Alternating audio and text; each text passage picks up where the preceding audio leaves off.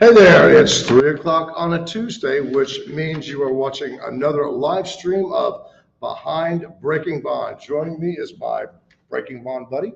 Co-host Andy Kahn, Director of Victim Services, and just to let you know, I'm going to be drinking this. It's not product placement. This is not in any way an endorsement of this, but are you hoping to get some freebies there by holding that up? What is actually, that? they stopped making 32 ounces, which is really, I'll ask you as a prosecutor, false, because now they're charging the same price for 28 ounces and trying to, slip you one, like you're getting the same thing. That's getting real common now, right? Where everything is smaller and you get less. So, all right, that's my beef for the day. So, hey, we're going to start with breaking news. We have breaking news on Breaking Bond. Y'all have probably heard about Ryan Mitchell Smith. Ryan Mitchell Smith was out on 3 bonds. He was on 3 bonds, 2 felonies, aggravated robbery with a deadly weapon, and of course, what he's more known for is stabbing HPD K-9 officer Nate, and then unlawfully cured. He was out on bond for how long? Just a few days, right? I don't even think a few days. 2 days? Maybe at the most. Maybe at the most, yeah. 48 hours. Yeah. Yeah. And let's talk about what he allegedly did. He's accused of killing his own father. Well, they haven't charged him. They haven't specifically charged him yet. His father has now, turned up dead. His family was the one that bonded out. Right now he's charged with evading because once again he led police on a chase.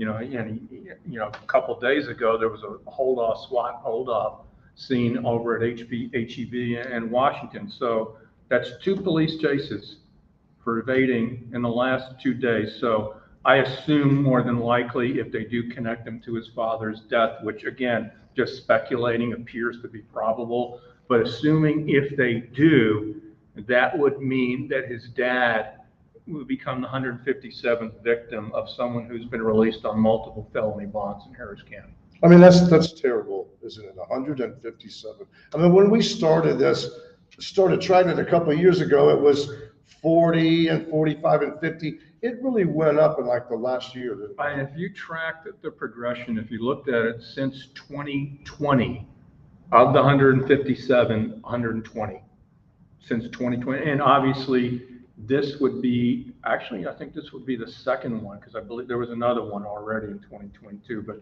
the first month of January has been the homicides in Houston and Harris County have just probably doubled since they were last year. And last year was record breaking as well. So, and the people that lost their lives, it runs the gamut. You're talking about grandmothers. You're talking about women that were expecting children. I mean, it's law officers. I mean, it's on that list. There were 3 law enforcement officers, 2 that were on duty at the time, 17 domestic violence victims, 3 unborn children.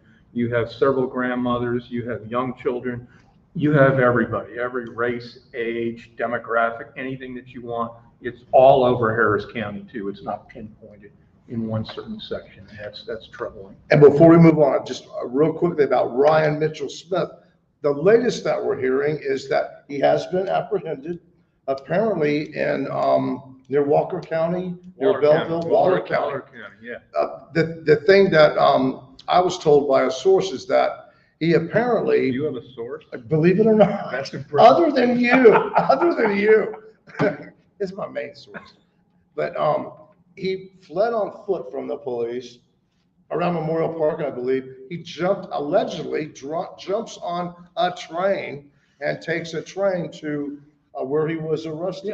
It's kind of like Runaway Train that you see in a movie with Eric Roberts and John Boyd. You don't normally see people getting away on a train anymore, but this is twice in the last few days that he's managed to, flee police, evade police, and again, managed to, hopefully now that we got him back again, maybe the second time will be the magic time where we're saying, you know what, Mr. Smith, bond just isn't in the best interest, not just of you, but of society in itself. So I think it would be interesting to see what's going to happen now that he's going to be brought back again. Yeah, and let's not forget there's an extensive manhunt continuing for Oscar Rosales. Now, this is a situation where there's no one can say absolutely positively for sure which Oscar Rosales we're talking about, right? So we're not completely clear on whether or not he has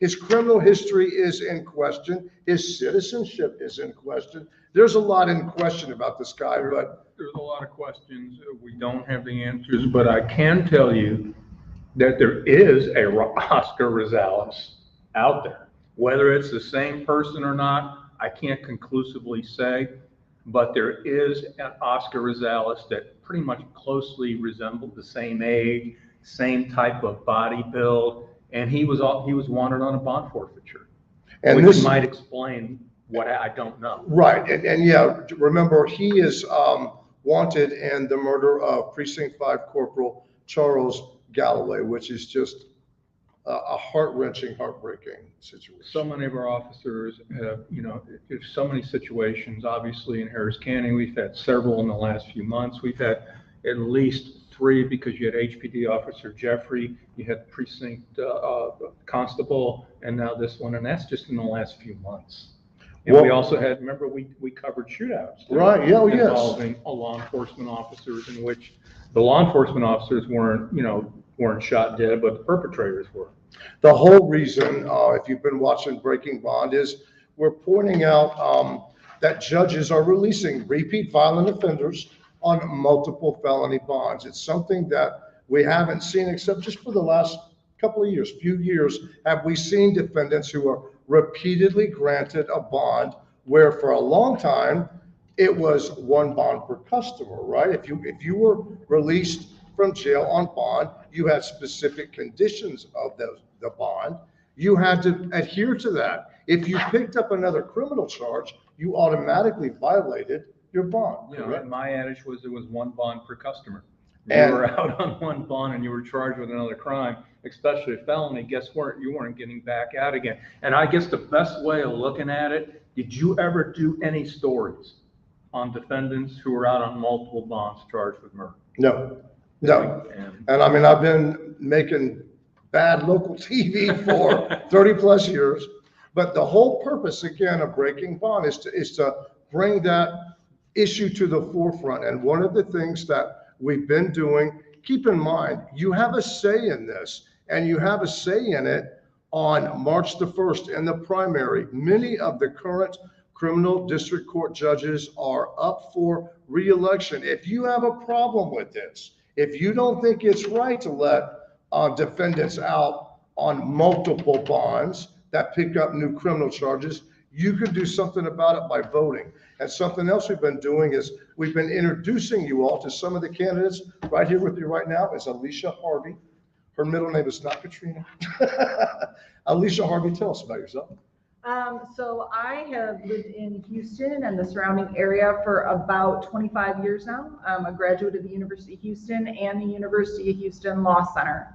I've been an assistant district attorney for the last 20 years, and I'm board certified in criminal law.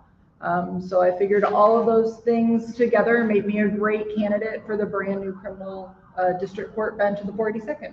Tell us about that. That was a new court established by Governor Greg Abbott. So there's really not a current sitting judge in that court. Well, Governor Abbott did appoint someone to sit on that bench, but in November, we will have the first judge who was elected to that bench, the first one that the people chose. What made you decide to run for that bench? So I was talking to the father of a crime victim, and he told me that in light of his son's death, that he really wanted to take stock of his own skills and abilities and make sure that he was using those in the best way he knew how to better our community and our society. And I really took his words to heart. And I took stock of my own skills and abilities.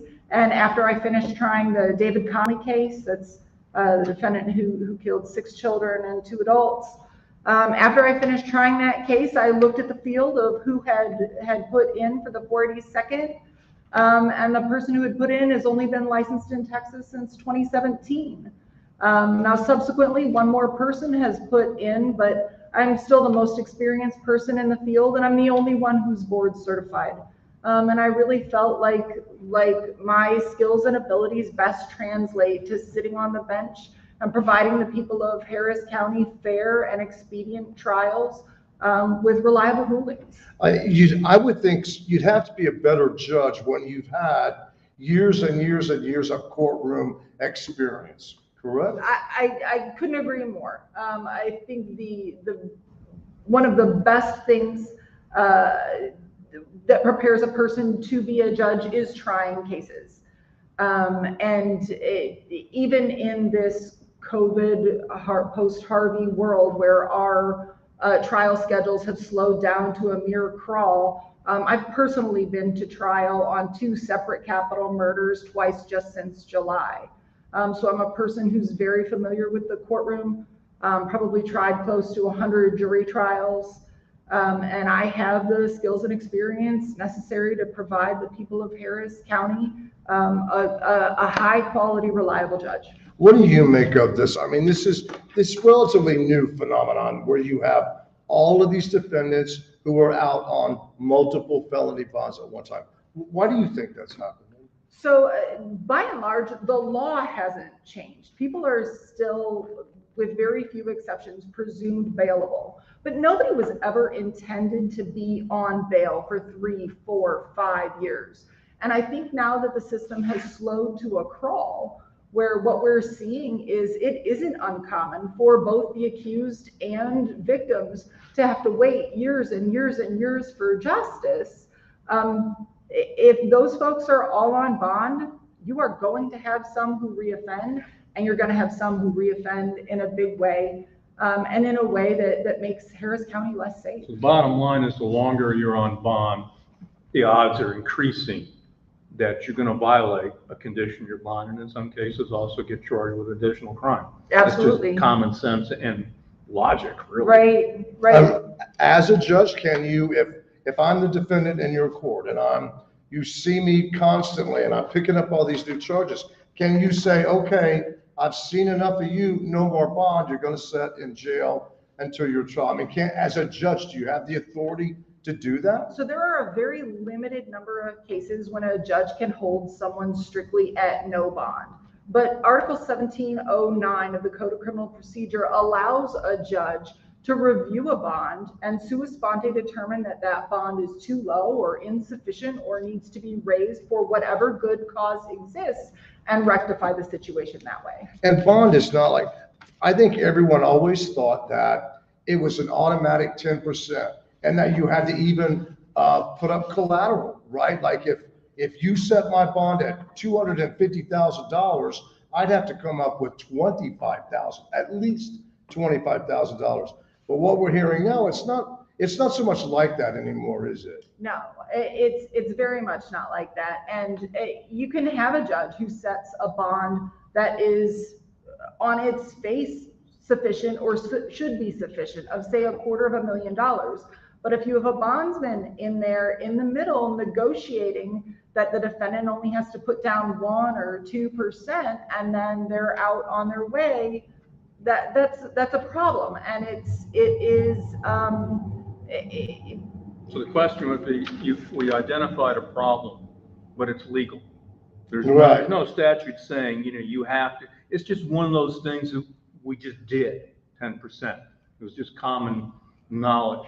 So the question I think that will come up probably next legislative session, is there a way to craft a statute that mandates, let's just say 10%?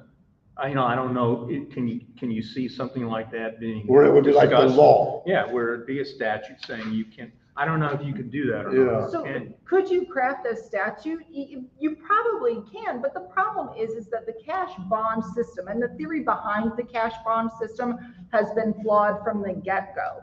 Just because a person has access to money or is wealthy does not make them in any way, shape, or form less dangerous. Right. And there is even an argument to be made that a person who has access to scads of money is either a larger flight risk or is someone who is even deeper into the criminal element to be able to have access to those large sums of cash.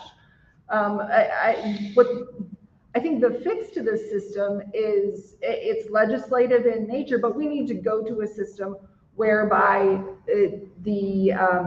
The law is such that you are either a violent offender and you are detained pending trial, or you are a nonviolent offender and you get out, and cash is removed from Well, the that's system one of the altogether. things Yeah. that we've made a distinction on, is we have no objections to anyone getting out on a singular bond, perhaps with the exception of capital murder, which has taken on a life of its own. Yeah. Where we drew the line was not on that single bond, but repetitive time, bond after bond after bond. For example, the off-duty New Orleans police sergeant that was shot and killed in the grotto.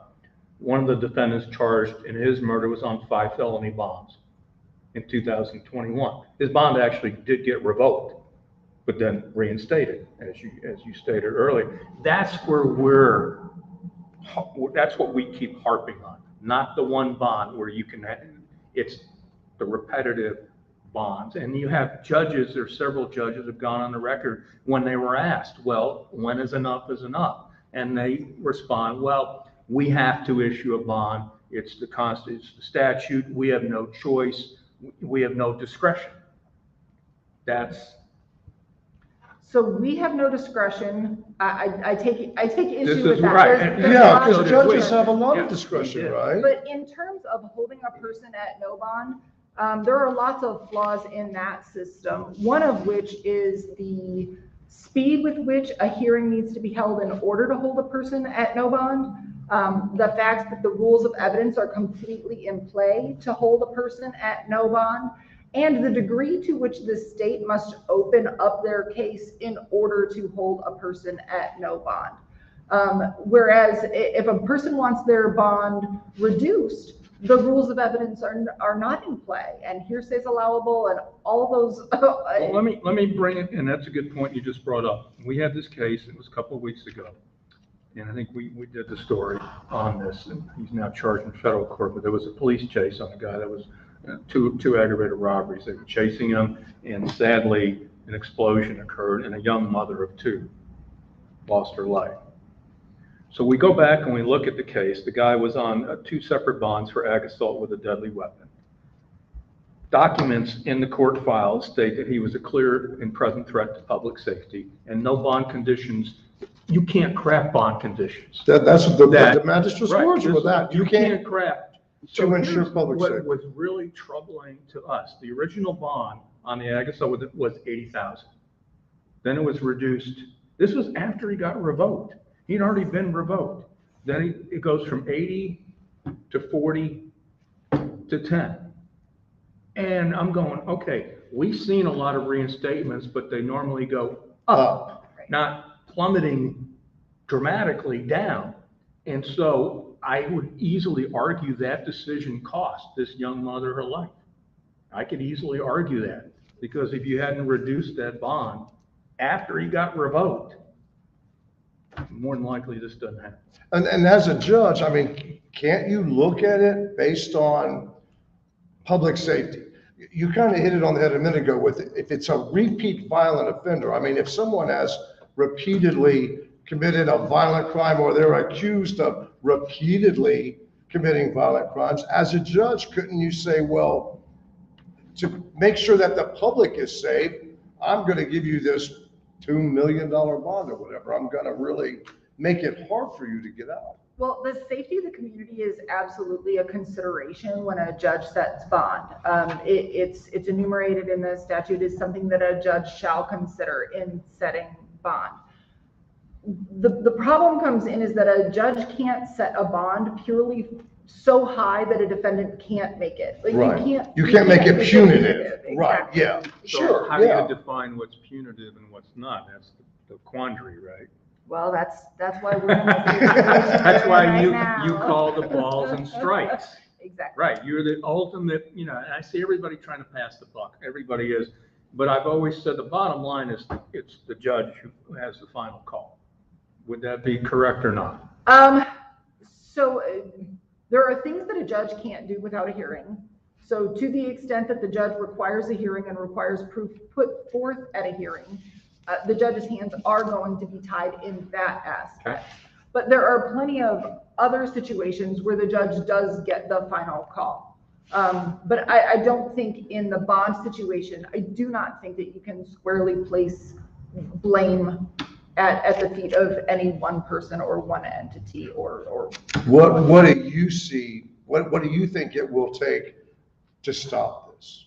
So I think the system needs to be sped back up. We need to get jury trials back on track.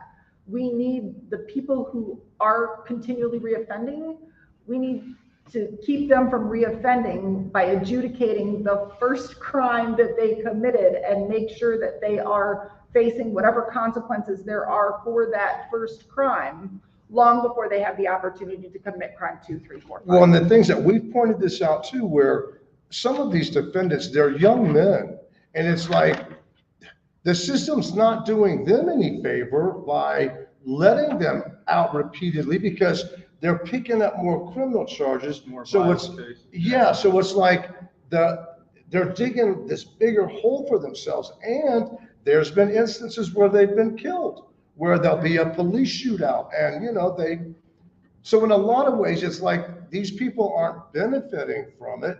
It's making their criminal situation worse because they face more criminal charges. Yeah, I completely agree with that. And I think that highlights the number of different facets that the problems in the criminal justice system face. At least one of which is if you have a person who's going out and repeatedly violating the law in some way, we need to get to the bottom of why. What is causing the repeat violent offenses? And while there are people who are just evil and need to be put in prison, there are people who are in bad situations, and we need to figure out how to fix the underlying problem so that we aren't facing this repeat. Yeah, there are people that you can take them out of the criminal element. Maybe it is due to drug addiction, which drug addiction can be treatable, or maybe it's mental illness, or maybe it's just this is what they've known. And there are people that you can save from that there are people that change. But then we see these people that they're not going to leave the criminal element. Why are they going to leave the criminal element when they can make hundreds, if not thousands of dollars robbing people or committing crimes? Are they going to go to a minimum wage job instead of that? Well, you've hit on a whole different issue, which is why does anybody work a minimum wage job when it doesn't pay them a living wage? I've got actually a bigger question for you, Alicia, as we're going to wind down a little bit here. So if you are elected. Yes, sir. Okay. Would you talk to Randy Wallace with Fox News? So she's talking to me now. These judges won't talk to me. Well, would you? So there are judicial ethics that prevent. Yeah, no, but we're talking about specific cases. We're not talking about it. We're just on like a general question. We did the general questions.